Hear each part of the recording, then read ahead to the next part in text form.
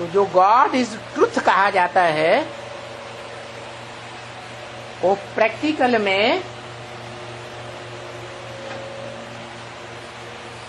Truth होना चाहिए, सत्य होना चाहिए, या सत्य कहने के लिए सत्य होना चाहिए, है? प्रैक्टिकल में सत्य होना चाहिए। जो सत्य होगा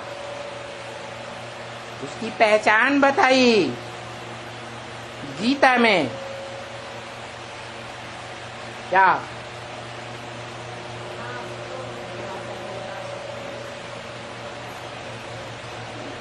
ना सतो विद्यते भावो, ना भावो विद्यते सत। जो सत्य होता है उसका इस दुनिया में कभी अभाव नहीं हो सकता।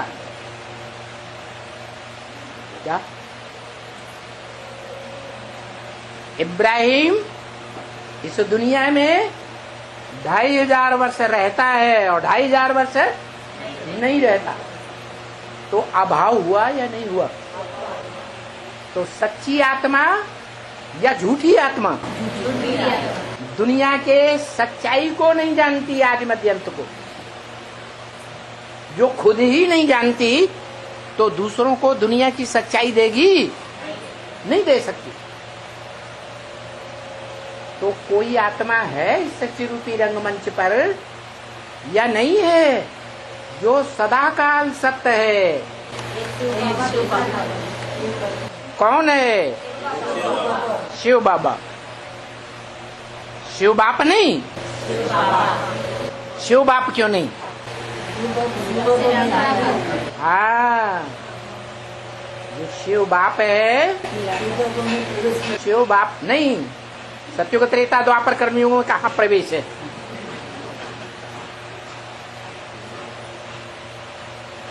सत्युग त्रेता द्वापर कलयुग में शिव बाबा है या नहीं है? है। केवल संगम युग में है शिव बाबा।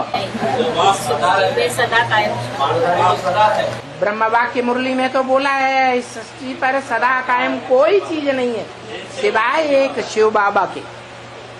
एक शिव बाबा ही है जो इस सृष्टि पर सदा कायम है, कोई पहचाने या न पहचाने।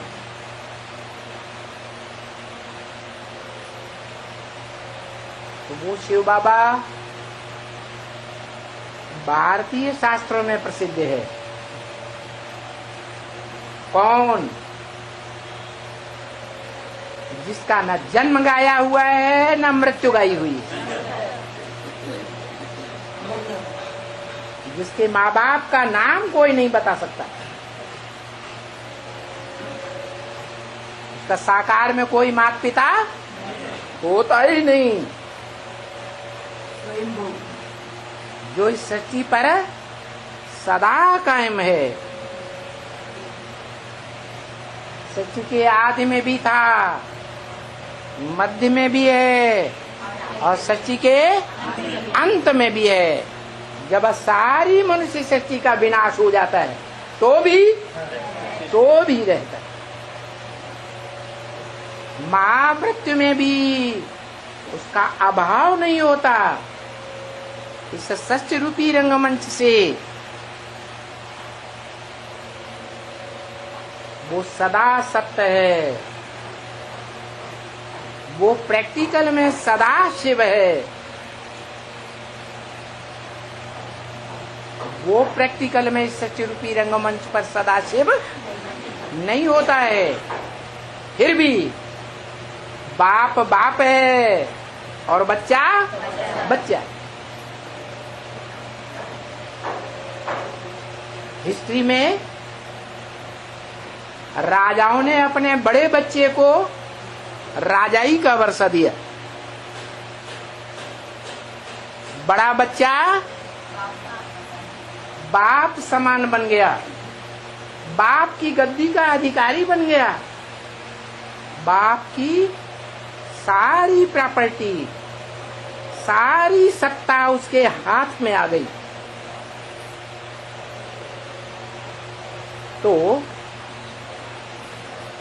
जिसके हाथ में सारी सत्ता आ गई, बड़े बच्चे के हाथ में वो बाप समान है या बाप है? बाप समान तो है लेकिन बाप नहीं। और इस बात को मुसलमान भी जानते थे, इसलिए उन्होंने कहा आदम को खुदा मत कहो।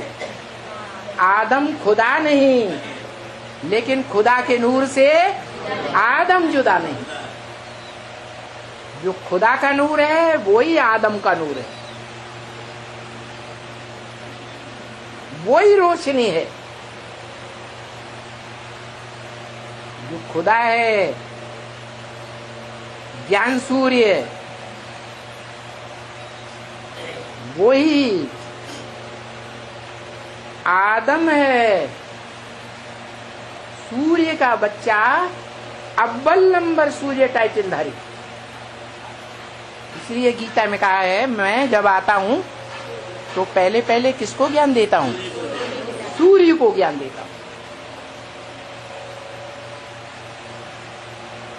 तो सूर्य का टाइटलधारी वो बड़ा बच्चा बनता है।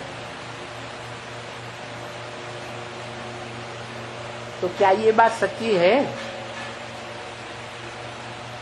कि सूर्य को वो देता है?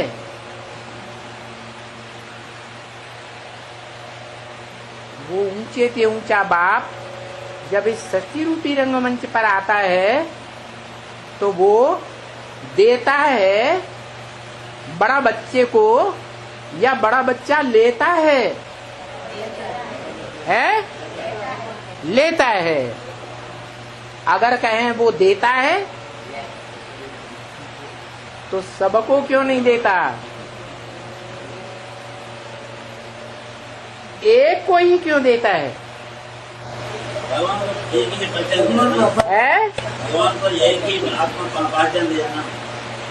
भगवान और आत्मा को नहीं जानता?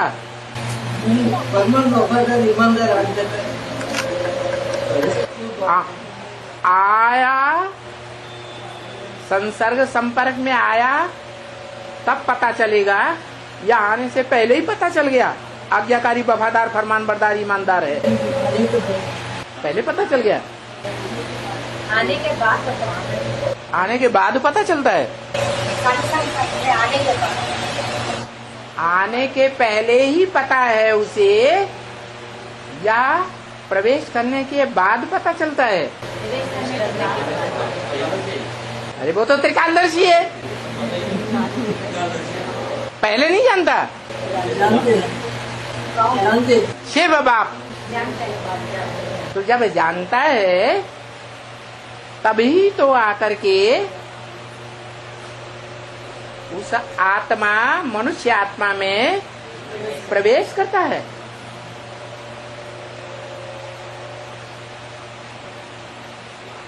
आने वाला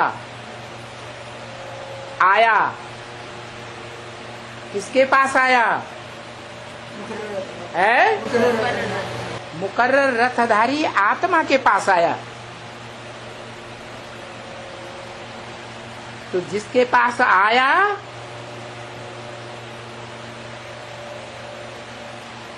आने वाला आया, बुलाने से आया या बिना बुलाए आया है? बिना बुलाए आया। बिना बुलाए आया तो आशिक हुआ या माशूक हुआ है? आशिक हुआ। दुनिया में भी ऐसे ही आशिक माशूक होते हैं क्या? जिस पर आशिक होते हैं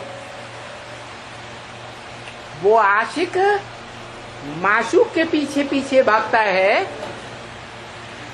कि माशूक आशिक के पीछे भागता है?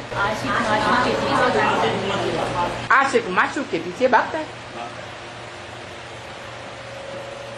दुनिया में जो भी बाप हैं, बाप बनने वाले बाप अपनी रचना के मालिक, परिवार के मालिक,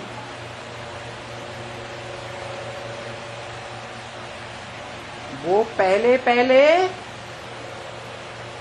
कोई न कोई आधार को आधार बनाते हैं,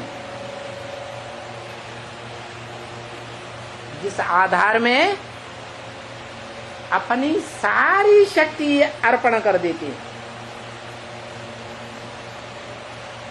एड़ी से लेकर के चोटी तक की पावर अर्पण कर देते हैं।